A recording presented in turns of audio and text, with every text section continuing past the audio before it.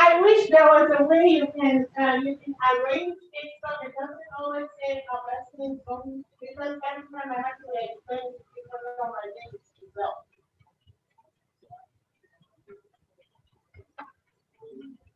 When can you go back and adjust the name so maybe they can both our names so I don't have all the time to describe people my name is not Augustine.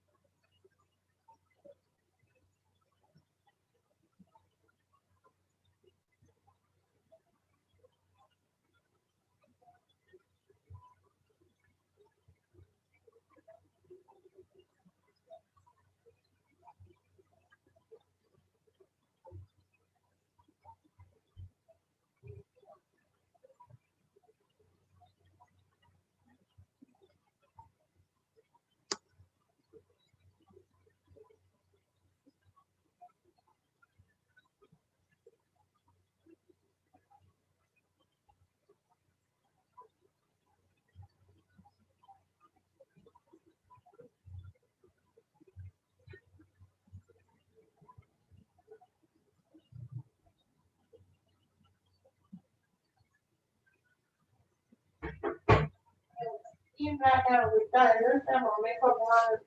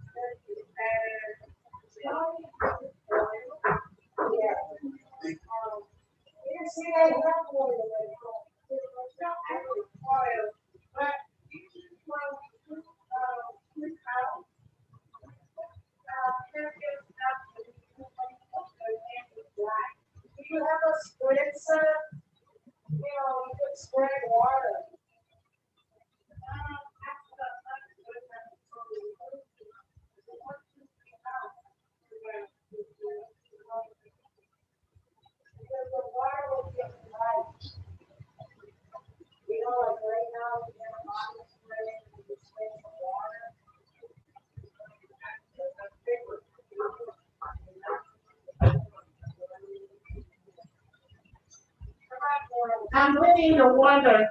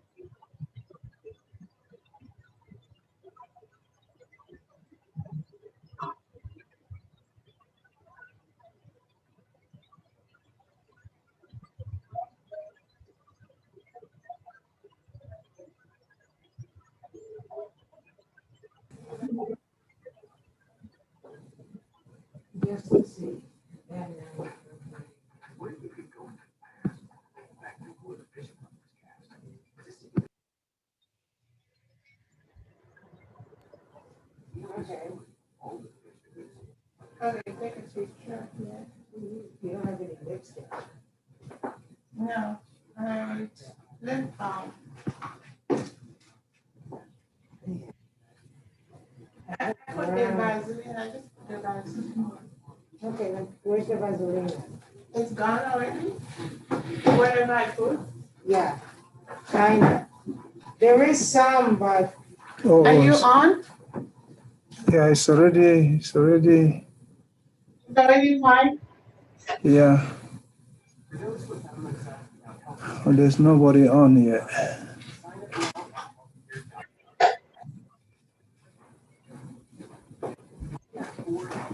Did you open the powder? what do you want? It's very light. Last time when you did, I had more powder. I'm asking, Because did you I was- open that? No, because I was able to, no, I just took it from the tap. Because there's nothing on the top. Oh, wait, this was open. Wasn't this open? I don't know. But I need to go. Yeah, no, but you see, you're fine. You don't need that much. Okay. Before you did. This time you don't. You guys are live on YouTube. What? I'm telling you that. Right now, where we are? Yeah. How can we be live on YouTube where we're not in front of? They can hear you. That's what I'm saying. Oh. Oh. That's not good.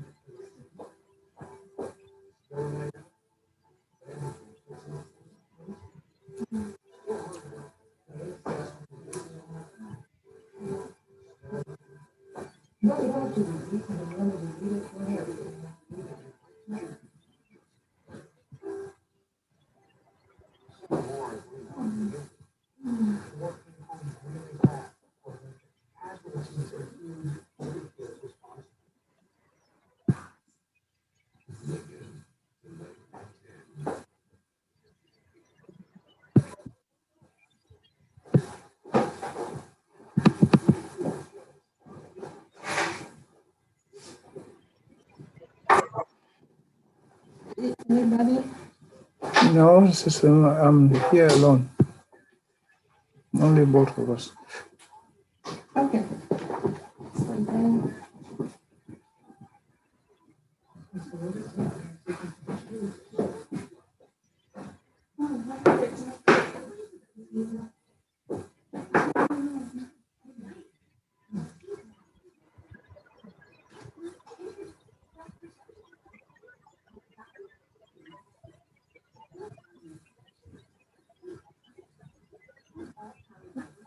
When are you supposed to be seated?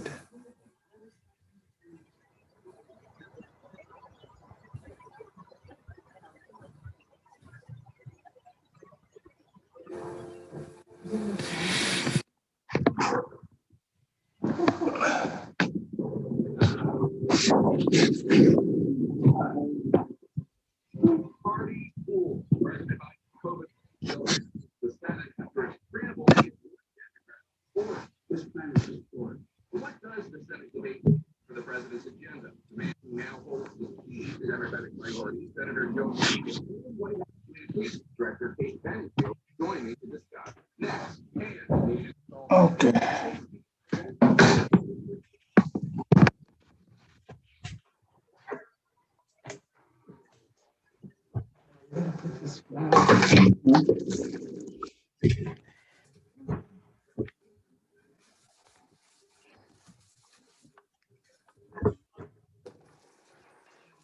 Thank you Lee, for bringing all that. You are so welcome.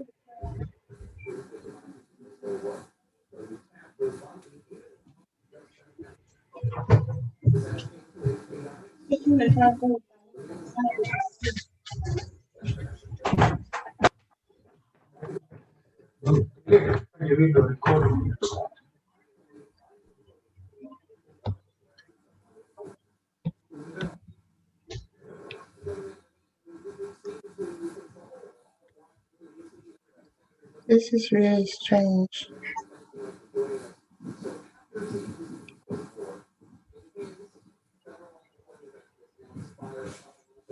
Exit.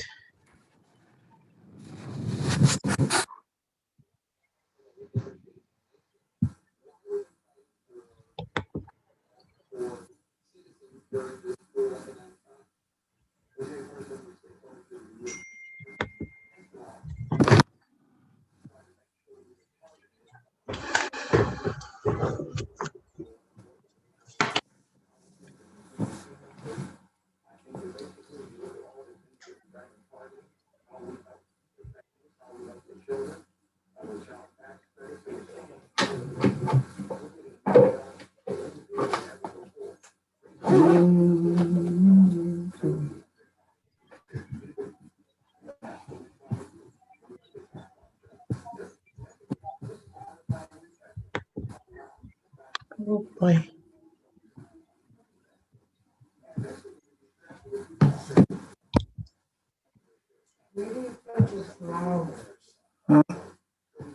A vase, a vase for.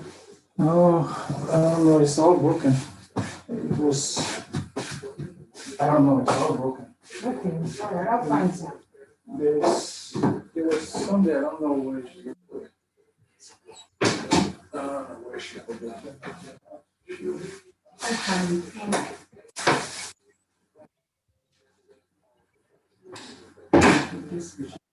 I'm about to break all it now.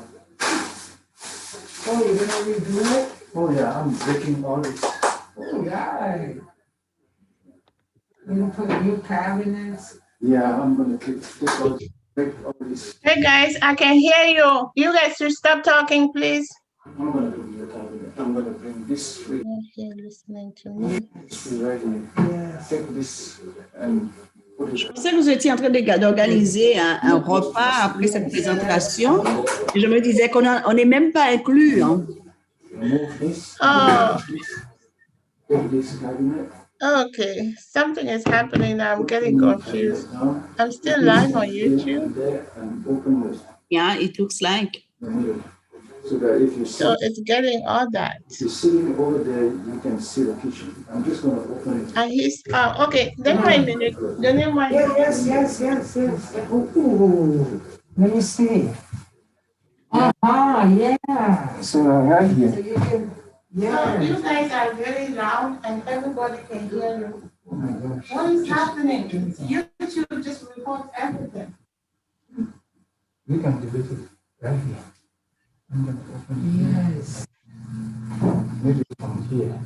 Just open like a window there and you can see through it. I'm gonna have to do a lot of That's what I want to do these days. A good practice. You're still talking? Me? It's big.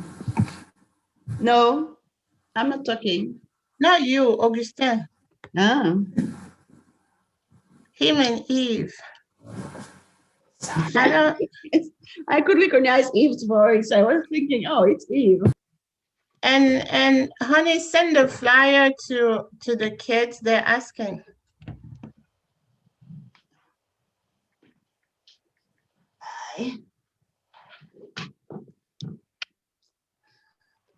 Ah là là, il y a un de ces gros soleils qui rentre chez moi et ça, le reste de la maison Ça est glacé. te donne une bonne lumière. Ça donne une bonne lumière, mais ça provoque de la chaleur. Avec ça, on n'a pas besoin de chauffage. Hein? Déjà que tu n'aimes pas le chauffage. Je t'assure, tu sais que dans cette salle, je suis obligée de mettre mon ventilateur. Ah. Ouais. Oh.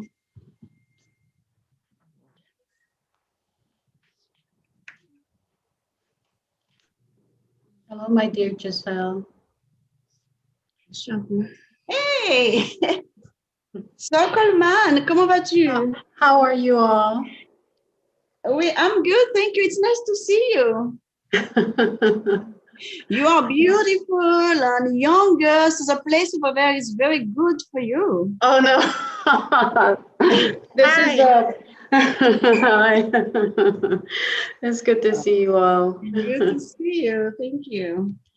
Am I saying, you know, I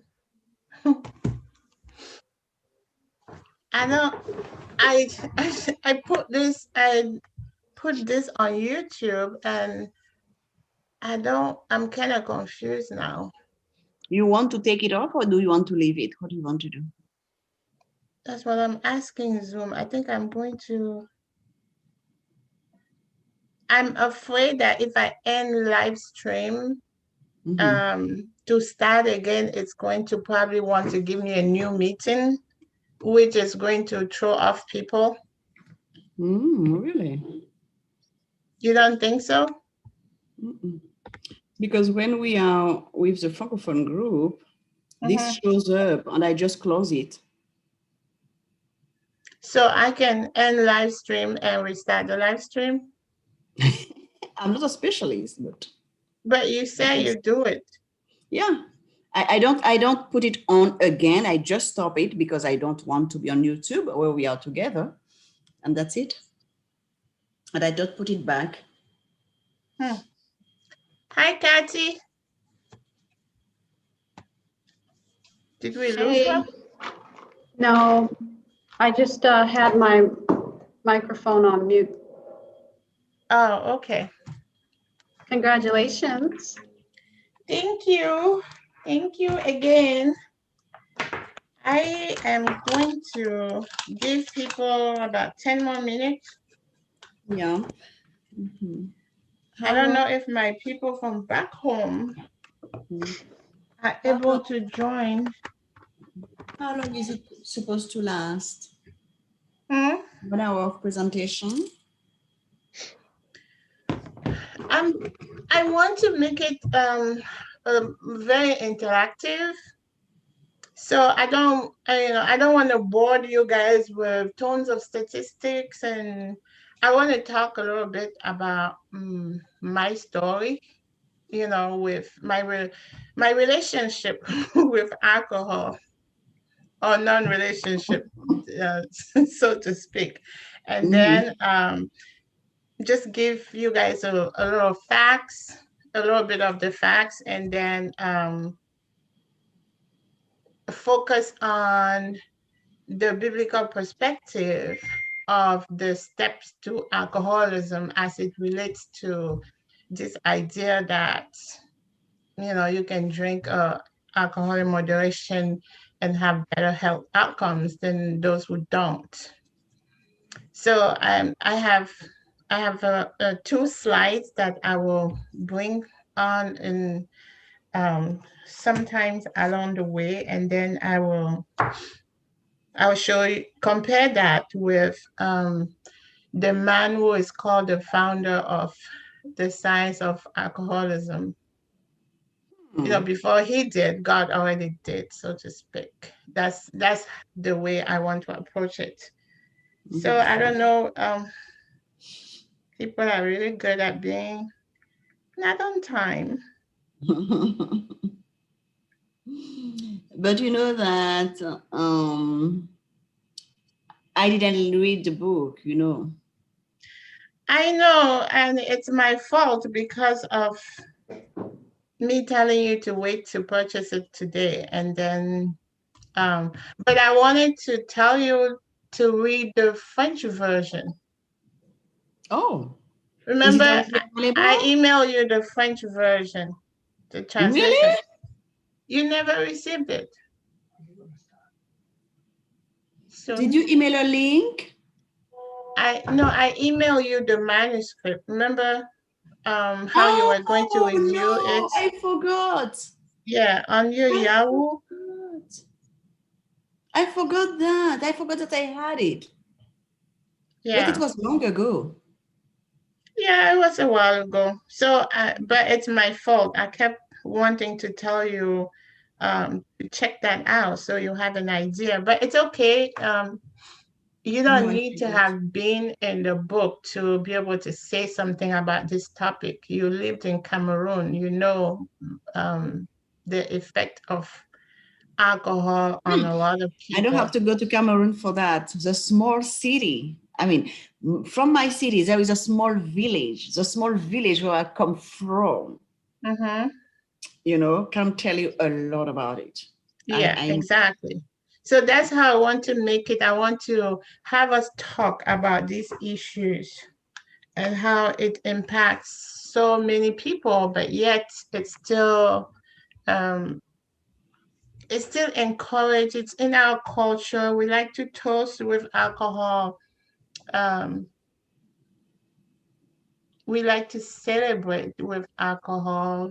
And then people make it so like such a glamour, like it's such a cool thing to use alcohol for everything. But I'm going to the presentation already with you.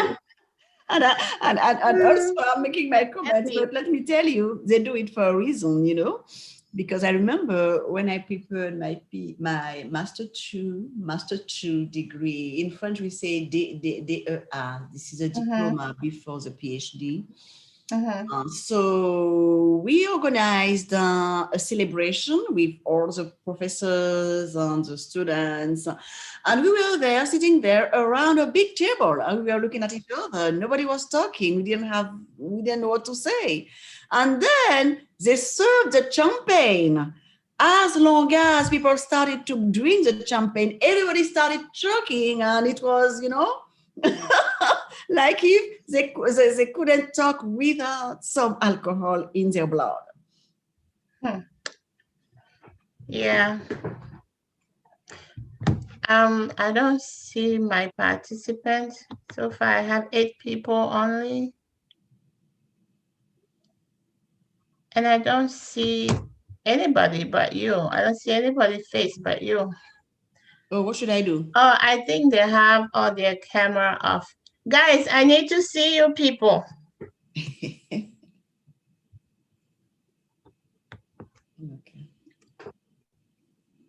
Okay, it's 4:15 and I think I should probably begin.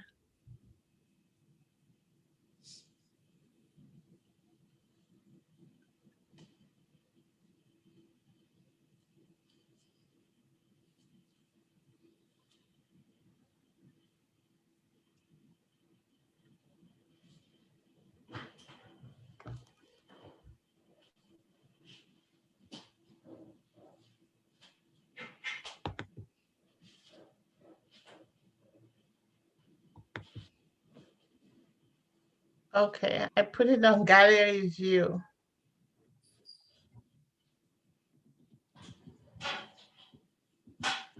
I don't know who is MO. Who is MO?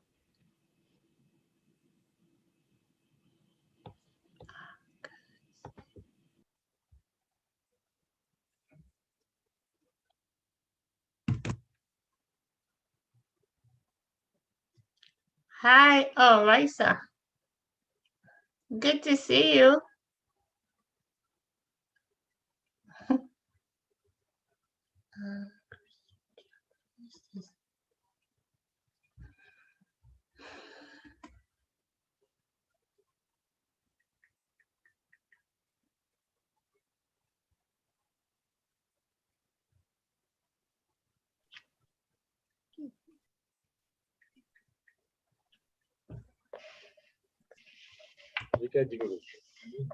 Hello, Yeah. Bienvenue. merci. Ok, maintenant, quand je vais commencer, il faut se mettre à mute, ok? Ah, ok.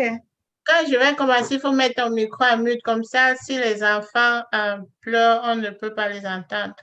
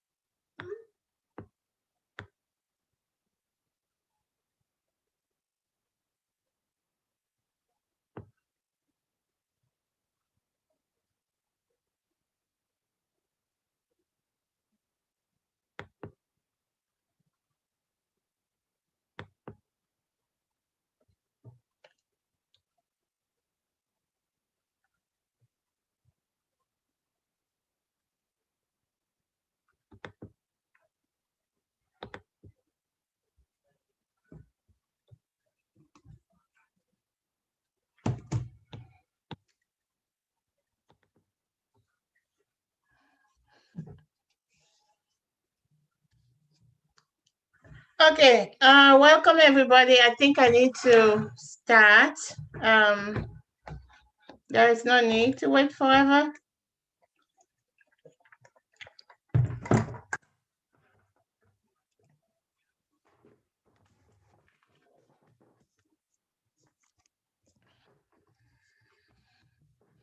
Okay, so you guys can unmute yourself so we talk a little bit before I get into the presentation.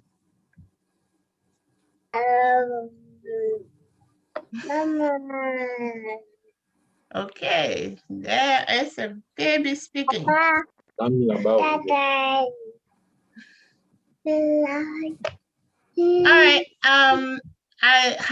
how is everybody doing? Very good. Fine, thank you. Nice sun, nice weather. So we are happy. Okay, so here's my question to you guys before we dive into it. Honey, do you want to pray before we start? Okay, let's pray, everybody. Let's we mute for prayer. Our God and our Father, we are thankful to you for the gift of life. We thank you for the sunshine that we are beginning to enjoy, even though it is still cold. I pray that wherever part of the world we are, that your blessings will attend to each of us. Bless everyone and their contribution to the betterment of mankind. The host, I just pray that your spirit will guide so that all of us will be blessed as a result of this presentation. We commit everything to your hand, and we thank you for hovering over us and for blessing everyone. This is my prayer in the name of Jesus. Amen. Amen. Okay, I'm gonna start the recording. And what I want to know if, okay, honey, you record it on cloud, because now it's telling me that I put you a host, so I can't record anymore. Okay, I will do that. Okay, so the other thing I want to do, I'm going to ask you guys questions, and you can unmute yourself and speak. Or yeah, just unmute yourself and speak. So for now, it's be nice if everybody is unmuted. Okay. So, Let me start the recording now.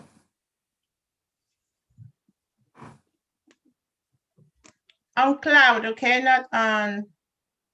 Okay.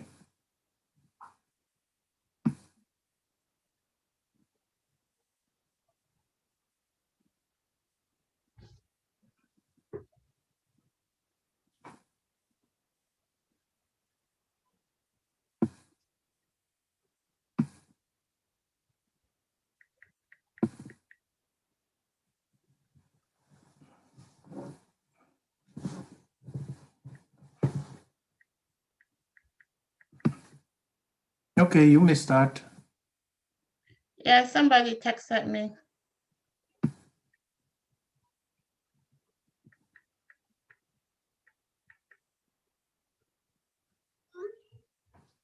You can also share it, tell Eve to share it on my Facebook group, because people are asking me.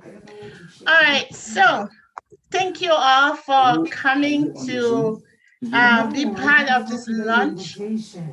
The journey to my relationship with this topic has started from a very long time ago. Just open the Zoom app.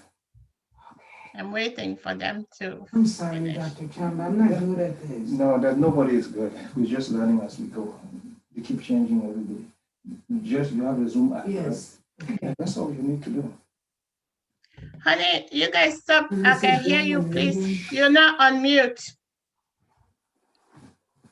You're not on mute. Okay.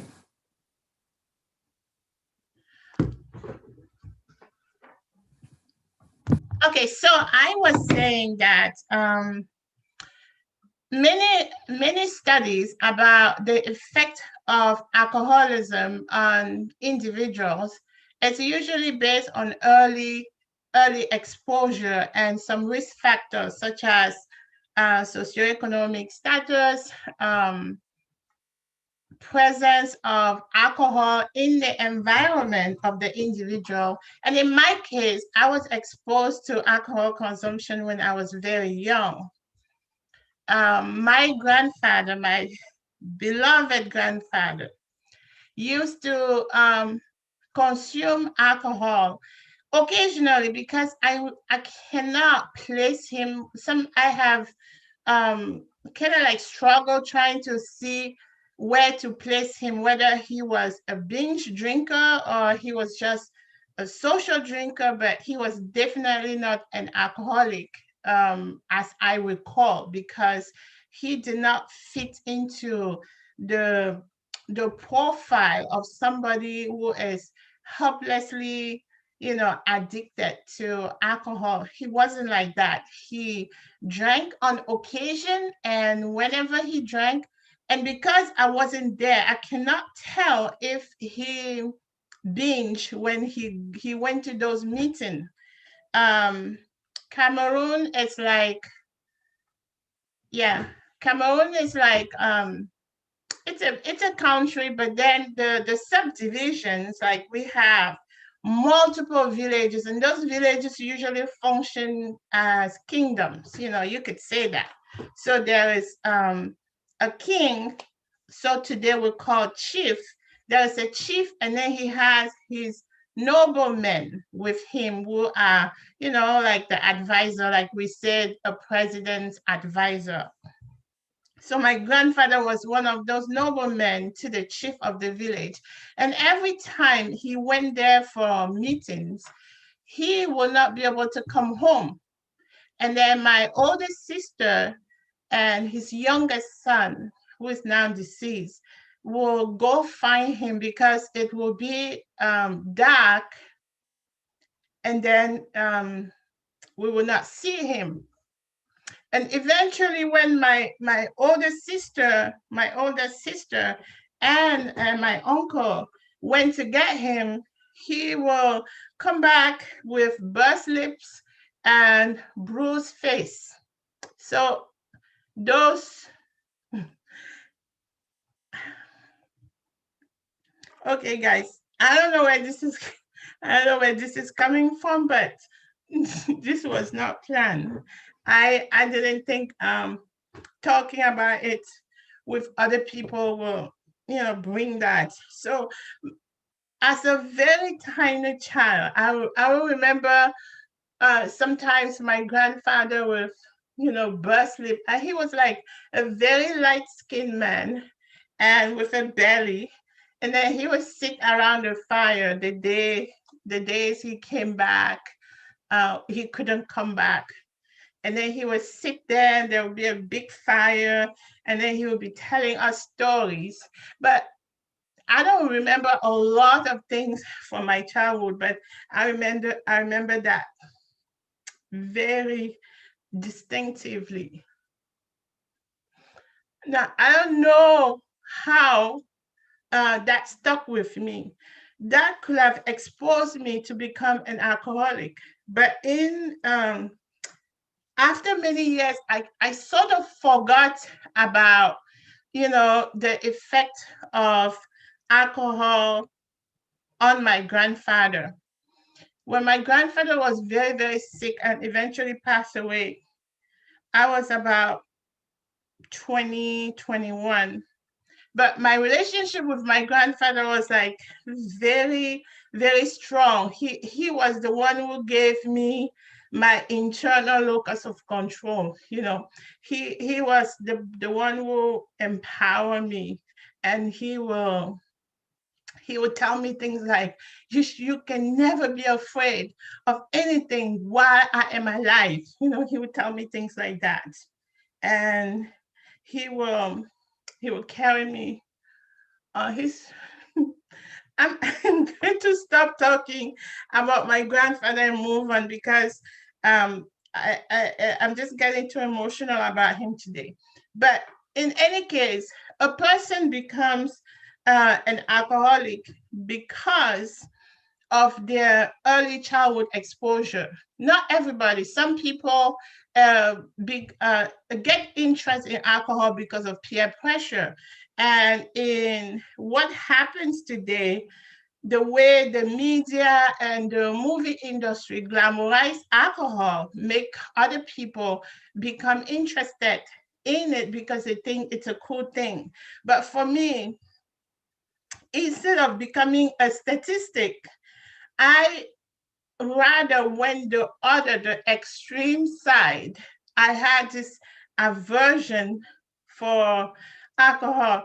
I wanted to mention my mother, but since I'm getting too emotional about the topic now, I'm not going to talk about my mother today in relation to that topic. I'm just thinking that maybe my grandfather had the enzyme, didn't have the enzyme that digests alcohol. So whenever he drank, he just became hopelessly drunk.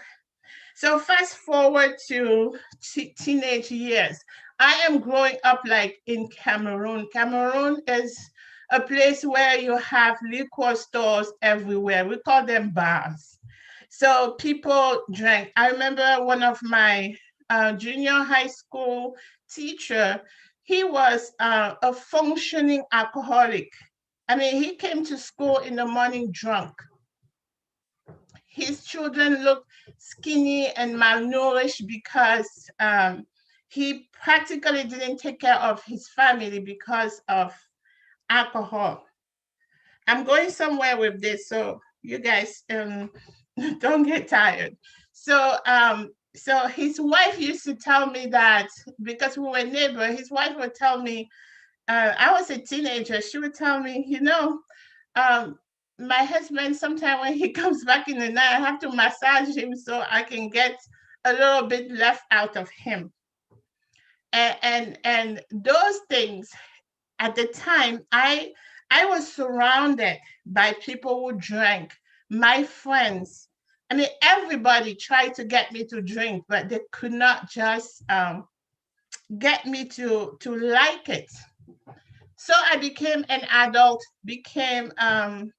we started this journey, Augustine and I, going to school as second career, pretty much, already with a family.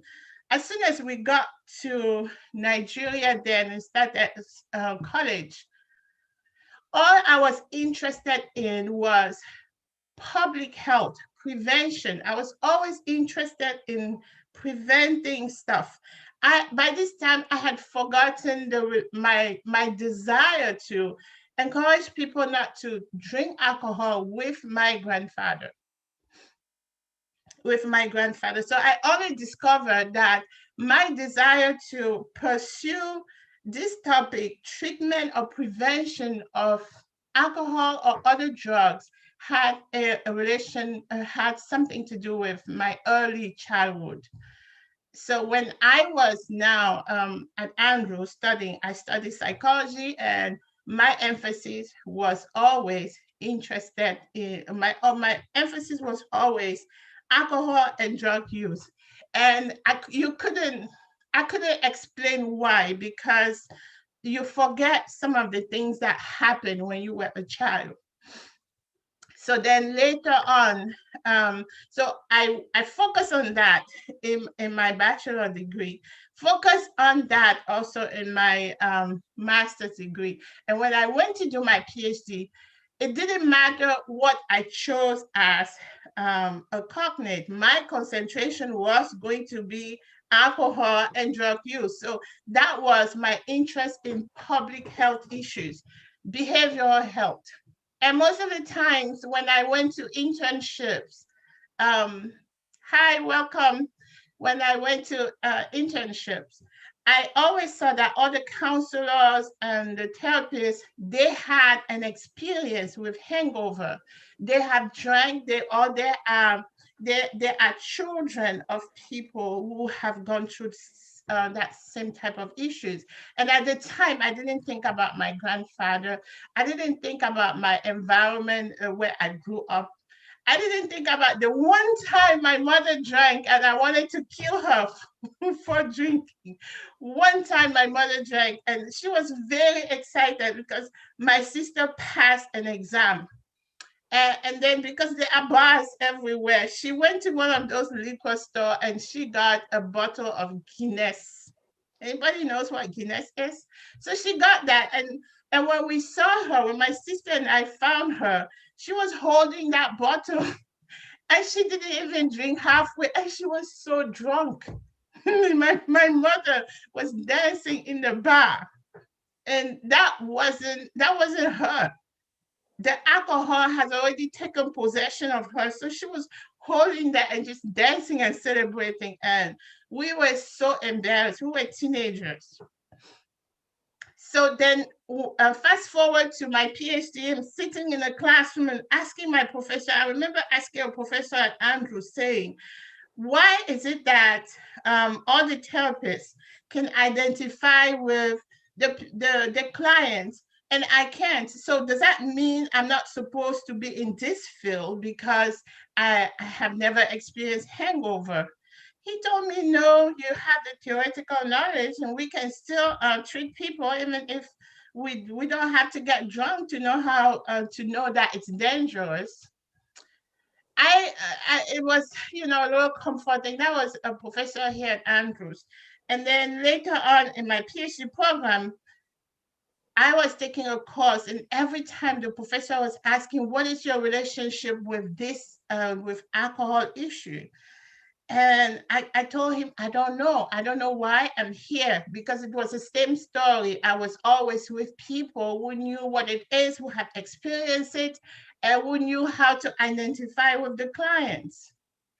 Until one day, as he said, do the exercise again. Tell us what is happening in your childhood. Tell us what is happening when you're a teenager. Then it just clicked. It was my grandfather. At that time, I have selected my dissertation topic, and my dissertation topic was based on Proverbs 23, verse 29 to 35. And that again, I still didn't know that it was in relation to my childhood. Eventually, I found out. And it all made sense. Now I felt like I belong. When I went to Alcoholics Anonymous, I belong. When I went to because if you are the family of a user, you are so severely affected by their habits. You are so severely affected. So before that, I couldn't tell. But when I found out and I studied the different role that children of alcoholics take, because it's their way to process what is going on, then I understood that I am with you guys. You know, I am the granddaughter of an alcohol abuser. Like again, I say I really don't know where to classify my grandfather, because I need to go back and really survey the habits of the village, and even though he's long dead, and maybe 3 other chiefs or 5 other chiefs have been replaced, I need to find out more. So why is it that my grandfather would not wake up in the morning and ask for a drink? Because that's how, hi Sissy, my sister is showing up. So why is it that my grandfather didn't wake up in the morning and look for a bottle? He didn't, because he was really not an alcoholic. Because an alcoholic, at some point, you are so possessed, your brain, your mind, everything, it's so taken by the alcohol that is what you need to function. So very soon I'm going to show you the slides, the steps, how the person start from a casual drinking to becoming severely a disease, because at that point it becomes a disease. Okay, so I had to select a dissertation topic. I could have done my dissertation, I could have chosen my dissertation topic on just program evaluation or any other evaluation theory. But because my concentration was this thing that is tied to my heart, and being in school and constantly asking God, what do you want me to do? How do you want me to do it? He showed me Proverbs 23, and having studied alcoholism, the steps to alcoholism, it just totally made sense. And I was like, wow, it's all described in the Bible, how you become an alcoholic, you know. So I decided that I was going to focus on that, but I had a lot of difficulties because I was in an environment where everybody drank. Again, sometimes my professor would take us to a bar to take a course, you know, to take a class. Everybody drank and smoked, so it wasn't a very interesting topic. One thing you guys need to understand about this is that everybody agrees that alcohol is bad, provided that you consume it in quantity. But the society agrees that you can have a drink here and there with your meals, or, you know, to relax. So it's okay. It's not a problem. It becomes a problem when you drink, when you abuse it. So the quantity is what society will shun you for. But it's actually, the alcoholism, it's actually a disease. And then it's also your potential of becoming an abuser and eventually an alcoholic depends on so many other factors, your genes and your state of mind, why you are drinking in the first place. So when I started my literature search and I found that there were studies that were claiming that those who consume alcohol in moderation have better health outcomes than those who don't. And having Proverb 23 in the back of my mind, I was like, this doesn't make sense. I need to find out more. So I then decided to do a thorough literature search before I actually decided that, okay, this is going to be my topic. And I found that there was a conflict. There were a group of alcohol researchers who were saying that those from their observational studies, that those who have consumed alcohol in moderation over the years have better cardiovascular health outcome. It prevents cancer, it prevents diabetes, it prevents Alzheimer's, it prevents dementia. I mean, like, you name it. It was just so outrageous to me that I decided that I needed to understand more. But then I found that there was another group of researchers who demonstrated that their methodology was faulty. So they said they had methodological errors because those studies, those researchers like Fillmore and his colleagues argued that the reference groups, that the studies that claim moderate alcohol consumption is it's beneficial for health, use former alcoholic as control group. Now, if you were a former alcoholic, alcohol damages your organs. So if you quit drinking because of illness, and then you are abstinent for a number of years, and they select you to be in a study as a person who has to be compared to the person who doesn't drink at all, then it's dishonest.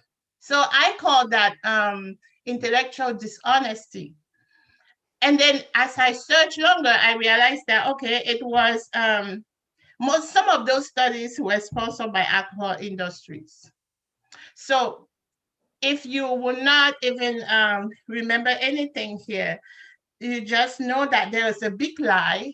There's a big lie out that tells you that if you consume alcohol in moderation, it's going to give you better health outcomes than the person who doesn't. Now, knowing what we know about alcohol, we know that when you drink, it affects every organ of your body, literally. But we also know another truth is that not everybody who drinks in moderation becomes an alcoholic, right? So we also know that some people, based on their genes, especially those who are Indian descent, they do not digest alcohol well, so they can get very, very, very drunk and eventually addicted to it. So my personal take was that there is a global burden of disease because of alcohol, and the World Health Organization will give statistics of about 3 million people who die every year globally because of the effect of alcohol. So then, why is it that the National Institute of Alcohol and Alcoholism will give a guideline of 1 drink a day for women and up to 2 drinks a day for men? It's the healthy guideline. While we can see that when you drink alcohol, even just a glass, your reaction time is slower. So it's easier for you to get into a car accident, even though you're not drunk. So to continue, I am going to show you this, show you my slide, this slide where I have I saw. Uh-oh. Okay, I put you as a host, and now I am forbidden from doing things. So I'm going to remove you. Honey, I'm going to remove you as a host for now. He can add you as a host. Huh? He can add you as a host or to Oh screen yeah, share. add me as a host so I can share my screen, or just put that the screen can be shared by anybody. Yes. Yes, so what I also realized is that almost all of us have seen the devastation that alcohol does, especially for those of us who come from countries where liquor stores are just everywhere. And the other thing I found out living in this country is that liquor stores are very prevalent in poor communities. So if you see a community that lacks almost everything, there is a liquor store. So I came to the conclusion that there is a battle for our mind. A battle between good and evil, knowing, and we all know good by good, we refer to God, and by evil, we refer to the devil. So if you use mind altering substances, then did you put me host? Can I share my screen? Okay, so if you this is it. Yes, you can share. I'll go back to what I was saying after I show you this. Maybe I should close this. I'm gonna leave. Okay. So I think this may be it too. All right, this is the text from Proverb that when I saw, I was there somebody is not on mute so I can hear. Okay, so in 2009, when I started my dissertation, my doctoral course, and that first semester when I discovered this Bible text, I haven't studied alcohol at undergrad and master's level. I could just understand that God has put everything, like He has explained how we can become helplessly alcoholic. I want to show you this, and then I want to compare that with a diagram, with a curve created by the man they call the founder of addiction science. He lived between 1890 and 1963, but this has been in existence since the beginning of time.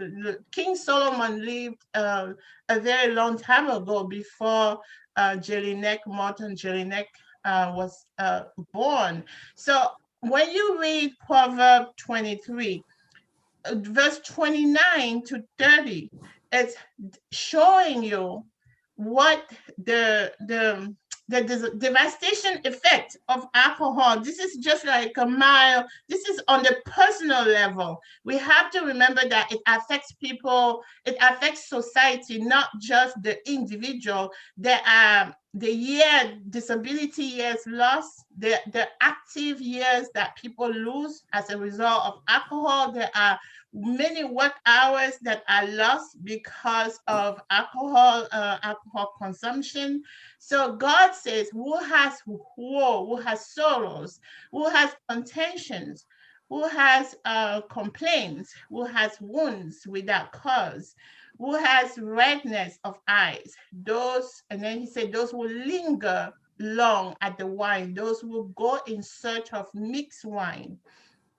So I saw this as those are the effects, that this is what will eventually happen to you when you drink alcohol. It doesn't matter if you think you are in control. If you are in a percentage of those who can control until the end of their lives, but it can cause you a disease that you don't necessarily know that it's linked to it, because it can cause cancer. It's a carcinogenic.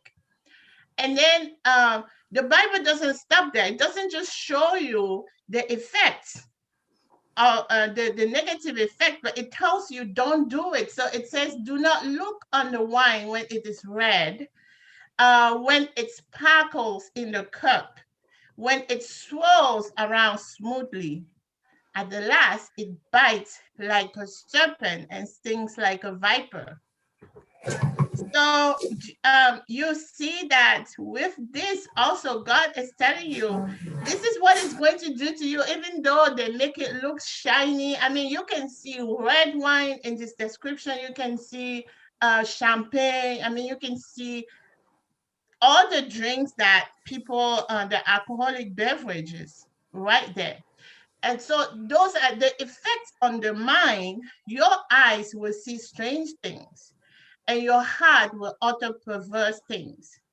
And yes, you will be like one who lies down in the midst of the sea, or like one who lies at the top of the mast, saying, they have struck me, but I was not hurt. They have beaten me, but I did not feel it. And then what I put here, the chronic phase, is the person saying, when shall I wake up that I may seek another drink? So I'm going to stop sharing for a moment, or let me go to the next phase. Now, this diagram, I'm not sure it's very clear, but this diagram is by that famous man, as you mentioned, Jelinek, when he describes the different phases of alcoholism. It usually starts with a casual drink. And then he is showing, as you continue, how many drinks and how many problems, you are facing as you continue to drink. So the large bar denote the onset of major symptoms that you demonstrate because of the phases of alcoholism that you are in. So I'm going to stop sharing. That's about it. But for him, what he has actually done, though, because people have always treated those who consume alcohol, who are alcoholic or who abuse, as if they are sinful or they are weak, because some people can control it, so to speak, but others become helpless. And as a result, society looks at them as if there is something wrong with them, or they are, in a Christian perspective, they think you are a sinner. But Jelinek has demonstrated that it's a disease. So he brought the disease concept of alcoholism. And that's what made it that they stopped actually considering the person and creating a system of treatment that allows the person to go through, instead of thinking that they can detox on their own, they can decide on their own that strong will is enough for them to heal. It's now I think it's a disease because, like I was talking about the conflict, the conflict for our mind. God wants our attention because what he wants for us is health, and purpose, and for us to focus on what he has in store for us, while the devil, with distorting the things that God has created, clouds our mind, because families of alcoholic can't communicate with them. They can't take care of their children. They lie all the time, and they make false promises. They steal your stuff. They sell, and they commit terrible things, because it's not them at that point. It's the disease. So you cannot relate to them while they are intoxicated, because the mind is really possessed. So I was puzzled. I said, if this thing, it's like a double-edged sword. If you drink alcohol in moderation, it's going to hurt you. If you drink excessively, it's going to hurt you. It's going to give you the disease that they claim it's going to protect you from. I did the study, I talked with healthcare providers, and the healthcare providers could not tell me they will recommend alcoholic beverages for heart conditions. So my study was actually proving these studies wrong.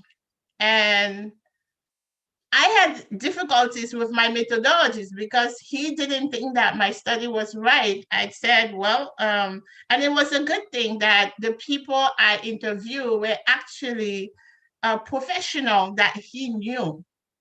So I said, well, if it's not true, then you can take the data and reanalyze it yourself.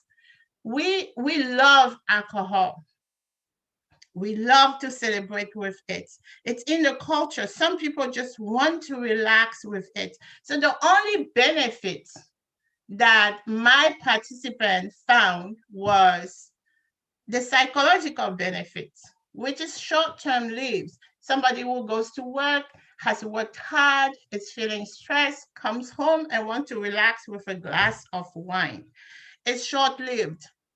And just so I don't go too long anymore, is that many people who have drank with control, that's what one of my participants, a physician assistant, told me. She told me her own experience. She said, there are days that you will not just stop at that one drink.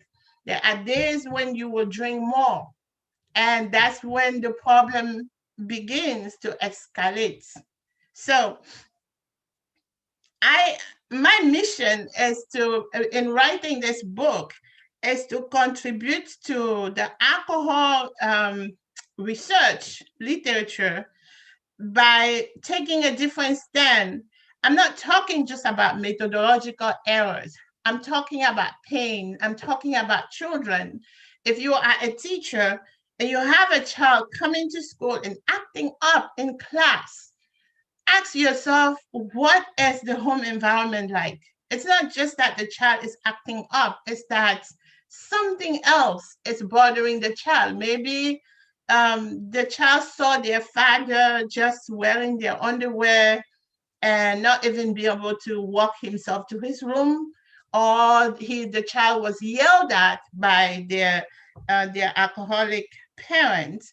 So encouraging people and really truly with the French paradox, the first study that came out, and asking people that and purporting that those who drink alcohol, like they look at the French lifestyle and they said the French had less cardiovascular disease than their counterpart from other countries. And they concluded that it was because of the wine they drank with their meals.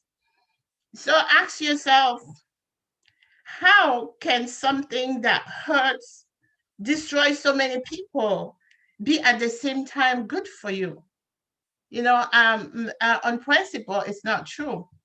And there are millions and there are thousands and thousands of families who are crying every day because they're living with a relative who is a user. There are mothers, there are fathers, there are wives, there are husbands.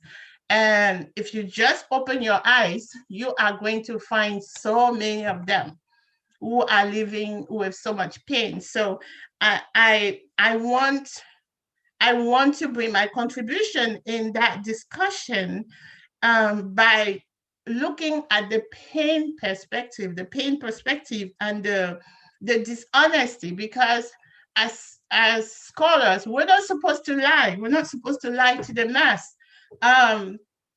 This same lie has caused a lot of people in countries where alcohol is not tolerated, like Iran, Iraq, the Muslim countries. People consume alcohol a lot during COVID, and there were deaths from overdose because of those same studies. There is a study like that right now that you can find online. I read that a few days ago, that a lot of people decided that they were going to drink alcohol to protect themselves from COVID. So when you bring poison to people, you don't know, you really don't know how silly some people can get with that. So, and when the French paradox came out, there was like a high rate of alcohol sales during those years. And because every time there are always studies that continue to perpetrate that lie, many people continue to think that it's actually healthy. And the fact that when we have big events like the Super Bowl, there are all kinds of fancy alcohol commercials. So what do we go from here? I remember as a student, as a PhD student, I presented on this topic at a lot of conferences. I will always adapt that to program evaluation and present it. And I remember one person was looking at one of my posters or at a round table, told me, you know, you have to continue to talk about this, because when there is commercial about alcohol, there is not even the disclaimer that you see on drugs. You know, when there are those drugs that people can go to their doctor and ask their doctor to prescribe them a certain drug, there's usually like a smaller voice that lists the negative effect of that drug. But there isn't even that for alcohol. Instead, the alcohol industry claim that they have their First Amendment right to advertise and to require that people accept that they can market alcohol, moderate alcohol consumption for health. Like they claim their right to market that. So, and we know that marketing is everything. A message that is well crafted will convince people. So as healthcare professional, many of you are, or as even individual, we have to work to help people, because there are a lot of people who are dying from this issue, and there are a lot of family in distress. I heard this woman say, we just lost my husband to alcoholism. This is like recent things. And the person is like lost. They don't know where to go from there, because they're just so used to live with codependent habits. They're being very, very close to that person, loving them, but not knowing what to do with the disease that they have, and they are destroyed. But we have the message before this famous researcher classifying, just to explain to people how it progresses. King Solomon has written it already, written on behalf of God, that you cannot, you shouldn't even look at it. So that's my emphasis. My emphasis is prevention. When I went into this, I was never wanting to be a therapist. I always wanted to be the researcher and the voice of prevention. That was my thing with this. The book is going to, my book is going to mention the conflict, the debate, the existing debate in healthcare and in alcohol research. The book is going to mention that to you. The book is going to present the cultural perspective of this debate. And the book, my book is also focusing on the definition of moderate. What is moderate for you, and what is moderate for me? What do I think? What I consider moderate drinking? Is it the same for somebody in Europe? We know in the United States we like big glasses. We like tall glasses. So when somebody buys a tall glass of beer, for example, and they drink that one tall glass, is that moderate? So in the book, I explained all that. I explained the amount of alcohol in a drink, and I also mentioned I discussed the different theories. There is even a theory that discusses the fact that if going back again to the French paradox, it's actually a paradox because that study seems to work only for men. So the women were not blessed with the same benefit of cardiovascular health. And later on, there were arguments that it was actually the Mediterranean diet that was helping those people to stay healthier. And then there are also those who argue that people who tend to drink alcohol in moderation are people who are more controlled in their lives. They are the one that will watch for their health, and they are also the one that will exercise regularly, and there are people who are well off. But the caveat is that one day when you are stressed, you are going to find yourself drinking more than usual. So it's not something strange. So I hope that policymaker will benefit from my book when they go again to create guidelines about how much is moderate and how much isn't. And also practitioners, healthcare provider, take time to ask a little more to your patient about their drinking habits. And nobody should shun anybody who has become an alcoholic, because it might start with carelessness, but when it takes possession of the person, it becomes a disease that needs to be treated like you would treat diabetes or treat cancer or treat high blood pressure. Those people need that much help. Okay, so I am done, and I want to know what you have as question for me. And don't forget to share to buy the book and share with a lot of people. And I know as church goers, we have that issue also in the church that people have that distinction, that argument that Paul asked Paul to drink wine for his stomach. And so before we go to argue that, let's ask ourselves if God lies here and lies there, tells the truth here and tells lies there, or mislead us at least. Let's find, does God mislead us in the way he talks to us? So any question? You can ask me about my childhood if you want. You can ask about my grandfather. I can cry if I want, but if I may not cry anymore, but it's okay. Any question? If you want to speak, you can unmute yourself.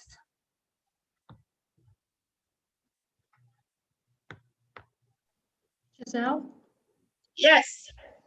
Hi, I didn't have a question, but I had a comment. Is that okay, or are we waiting for comments? No, you can give comments. First of all, thank you so much for your presentation. It was wonderful, and I just there was just two things I just kind of wanted to share, and I just wanted to affirm what your research was, because I had done my own research on this.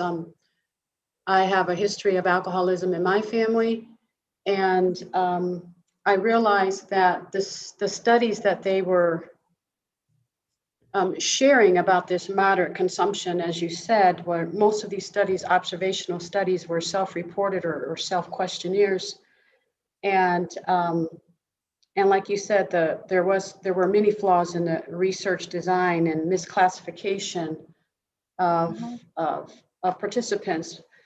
But there's one thing that I wanted to share that I thought would be extremely important for all of us as we consider this topic. And I'm a believer of the spirit of prophecy. And there's a special quote that Sister White talks about in Counsels for the Church. Do you mind if I share that? No. Go ahead. And it states here, for anyone who would like to look it up, Counsels for the Church is on page 136. It says, Satan gathered the fallen angels together to devise some way of doing the most possible evil to the human family. One proposition after another was made till finally Satan himself thought of a plan.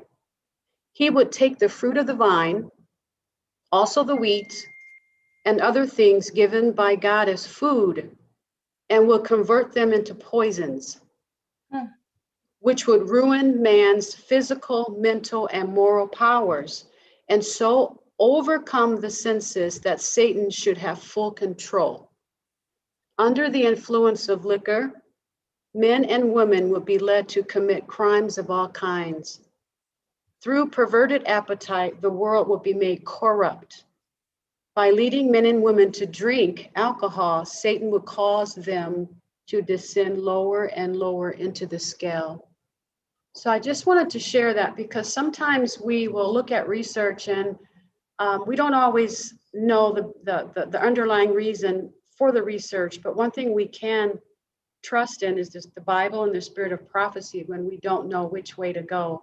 And we know for sure that this was a ploy of Satan. So why would we even want to delve into it at all? Thank you.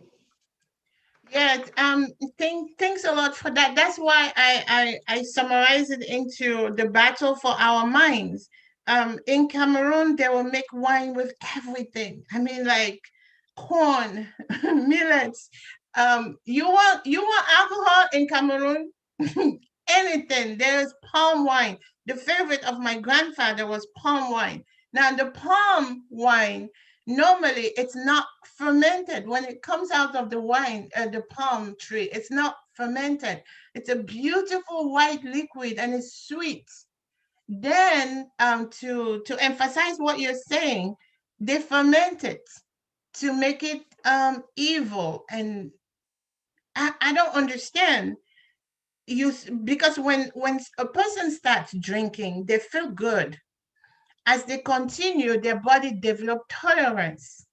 And as the tolerance increases, they want more and more to drink because when they don't drink, they feel their body reacts so terribly. They have what we call alcohol withdrawal. So to ease the pain from alcohol withdrawal, they have to drink regularly. They have to drink to prevent themselves from feeling the effect of alcohol withdrawal. And it's funny because God has given us things that will actually help us to have all the feel good, the feel good in our body. You exercise, you get those feel good drugs. So if you're feeling depressed and you go for a walk, when you come back, you don't feel depressed again. So that's why we cannot talk about this without talking about the fact that there is a battle for our mind, and it's the evil one who wants to take control. And the way the reading you just did, Kathy, it's many people don't know that. They don't understand that. They don't even want to understand that. They don't want to hear it. But there is a plot against our mind. And Satan is very serious with that. You cannot treat this thing outside of spiritual, outside of the spiritual realm. It's a spiritual battle. Yes. Anybody else has something to add? Axe?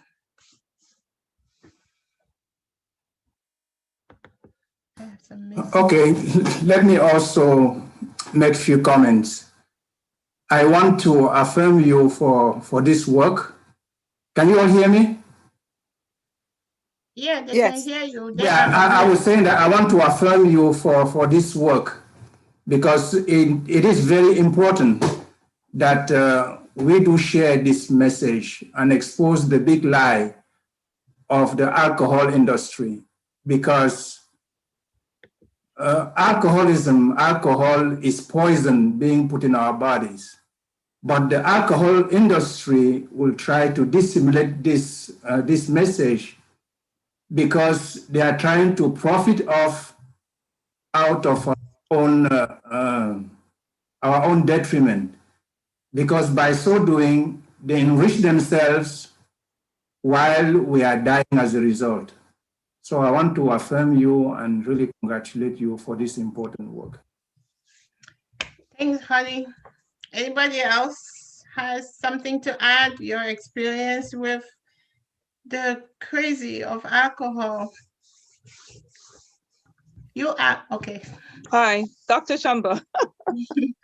I am very happy to be a part of this discussion, and I'm also very proud of you, and congratulations to you for Thank you. sharing your perspective from a Christian point of view.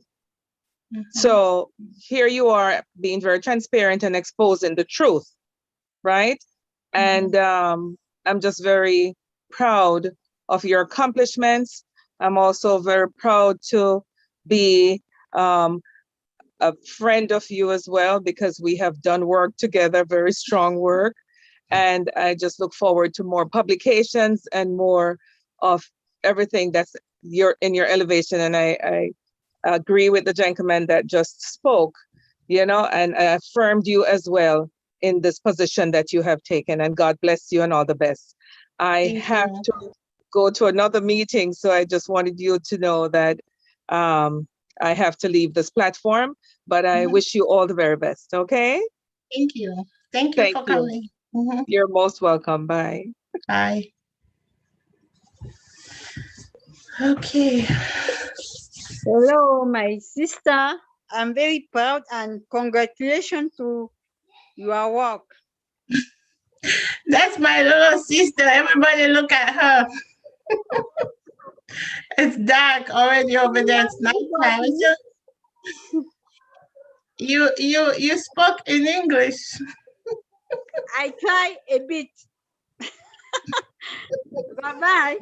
Bye. Bye-bye. Bye, love. Okay, so shall we end? Do you guys have please share, please invite me to your churches so I can address that.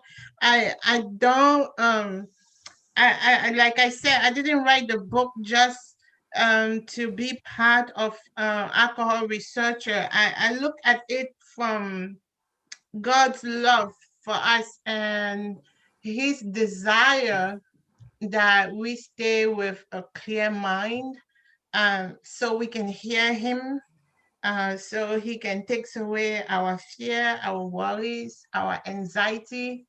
This is how I approach my work, and that's how I approach this. I cannot not focus on the fact that it's a battle for our mind, and we should be sure not to yield our mind to the devil, because the alcohol industries are just puppets in his hands, because you cannot go out of your way to manufacture something destructive, even though you know the pain that it causes. I mean, people commit suicide because of that. I remember being during my internship, it was right there, Berrien County Health Department, at a women outpatient clinic treatment.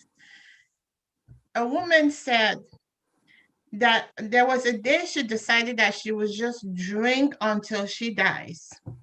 But for some reason, she didn't die. She didn't die. She survived. And it was just because she was going to be 40 years old. So when we don't work with God, we focus on minute things, things that are not that important. If you're going to turn 40, it should be a reason to celebrate, not wanting to use alcohol to destroy yourself because you are so depressed. And without, I'm not downplaying the depression of the feeling of depression. I'm just saying that when you lack God, the devil can take you anywhere, and he takes you through your weaknesses. So if you like to play with alcohol, one day he's going to get you with that. So that's how I prefer to approach it when I want to talk about it. I have many versions of this book that will come out. I'm going to work on the memoir of my grandfather because of that.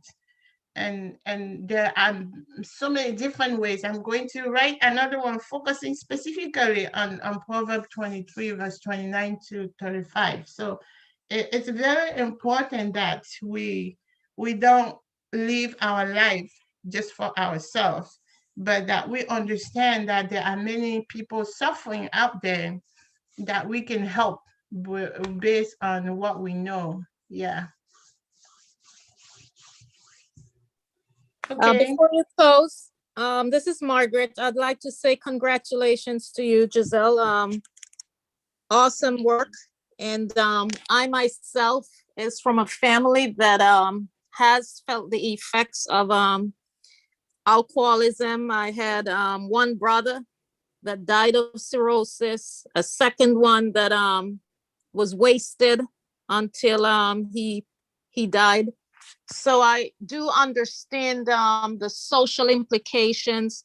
I do have a little knowledge on the scientific perspective also, but I do agree with you that it takes a power greater than you, a power outside yourself to be able to deal with it. And this is an awesome scholarly work that you've done that needs to be circulated among our young generation, not just the older ones, because addiction is a deep spiritual problem. And a lot of people tend to think that they are strong enough in their minds to turn the switch on when they want to and turn it off when they don't want to. And that's one of the biggest mistakes they will make, and find themselves going deeper and deeper and more addicted. And before you know it, you add in another substance to another one, so that as you build the tolerance, you're able to keep that high feeling. So thank you so much. I wish you all the best, and all the best for your next project. Thank you. Thanks for coming. You're welcome. All right. If nobody else, yes. Giselle, in your book, did you mention the benefits of, or the benefits of the polyphenols? I didn't hear you mention anything about that as far as, is it the alcohol? Is it the? There's a section that that discusses the same benefit of the wine that you can get from the skin of the grapefruit, the resveratrol. It's huge. I didn't make let's say I didn't focus this presentation so much into everything that is discussed in the book. I talk about it more about me, you know, why I am interested. Remember when I was talking about my grandfather, how I was supposed to be a statistics, but and I give credit really to God, because I was supposed to be my grandfather's daughter. I've been being granddaughter. I have his genes, and I have my mother's gene. I mentioned how my mother got drunk without even finishing the small bottle of Guinness, because she was just so excited about my sister, and because society makes it like the right thing to do when you're celebrating. You should drink. So if I have tried, I could have probably become hopelessly drunk and an alcoholic, because I have their genes. So I was with you guys. I was really focusing more about me and where the topic came from and how God got into it. Because if I go back to talking about my grandfather, he was like my hero. He was like this power in my life.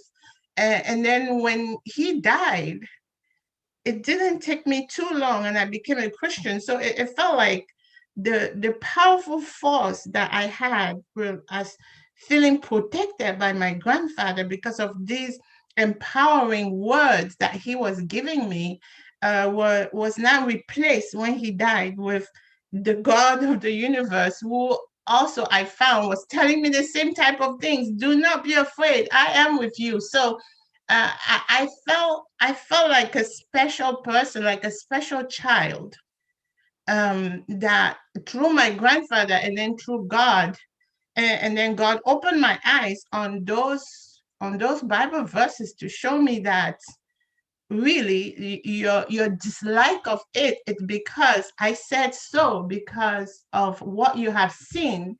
It's what I have warned you about. In fact,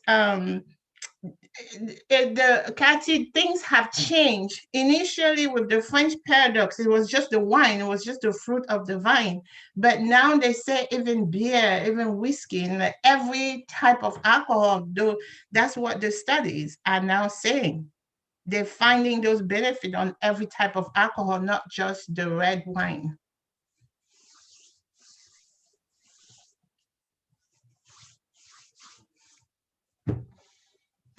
Okay, I don't want to hold you guys any longer. If nobody else has anything to say, then I'm going to wish you goodbye and thank you again a lot for coming and for, that is my grandbaby.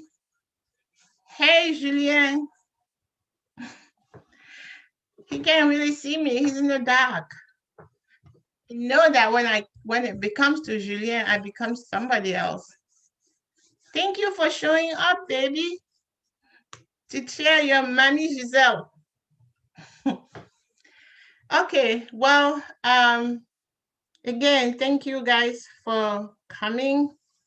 And this is a busy day. I do have another presentation coming soon, later today. So if you don't have anything else to tell me, please help me circulate this. Please help me share it. Help me speak about it, and speak about it with me. Thanks, Mary. Thanks, Gina. What else? Thanks, Winnie. Thanks, Renee. Thanks, Gaetan. Thanks, Christian and Renee. Kevin was there, and I think he's gone. Sabas, Lucille, is she gone? I think so. Lucille, are you there?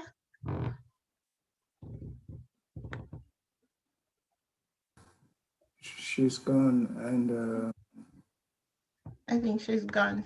Yeah. And Eve also is gone. Oh, now you're showing your face. Where are you now? and Are you home? who else is there? Gina, Okay. Raisa. Thanks. Yeah, thanks, Raisa and Thierry, for showing up. I think I heard Grace sometimes. Okay. So Thank you so much. Thank you so much. I attended, but I can't show my picture for now. Congratulations so much. I enjoyed your presentation, the part I had. God bless you so much. We all support you so much. We listened with my husband.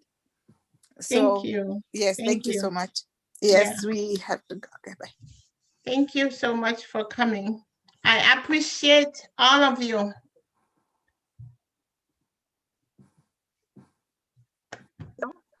Giselle, can you hear me? Mm-hmm. Hi, it's Gina. I wanted to know, congratulations. I came towards the end. I wanted to know if you'll be having a book signing. Oh, maybe after COVID it's over. I don't, I'm hoping that people will, I'm hoping to eventually go to churches when it works. For now, I don't know how I can do the book signing. You are in Maryland and I am in Michigan. You can order a copy on Amazon. Okay, I will. Yeah. There is the Kindle version and there is a paper version on Amazon. Okay. And I think on my Facebook page or on my business page, there is all these flyers, all the posts that I made about this, there is the link to Amazon, or you can just go and type my name on Amazon and it will appear for Okay. you. All right. Thank you. Okay. Thank You you. are welcome. I know you're very supportive. You always come. Yeah, I didn't take the scholarly aspect of the presentation that much, more than focusing on me. In other settings, I will focus a lot more on the theories and the argument about the back and forth argument in the literature. I didn't focus on that much here. Okay, so if we are all gone, then I'm going to terminate the meeting. And I hope to hear from you. I don't think she's even on. I saw a face that I didn't recognize. Shall I close? Yeah, I guess everybody is gone, so just close it.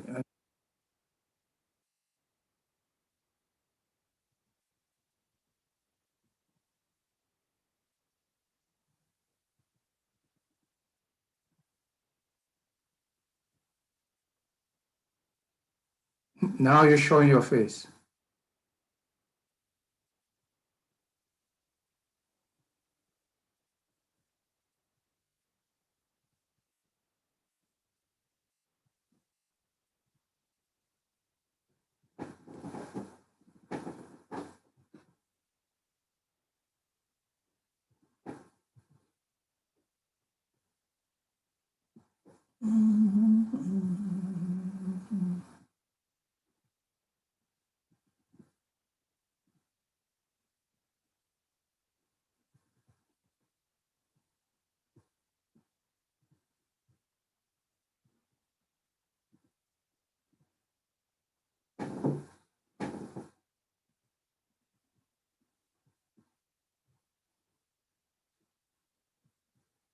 Now, oh my gosh.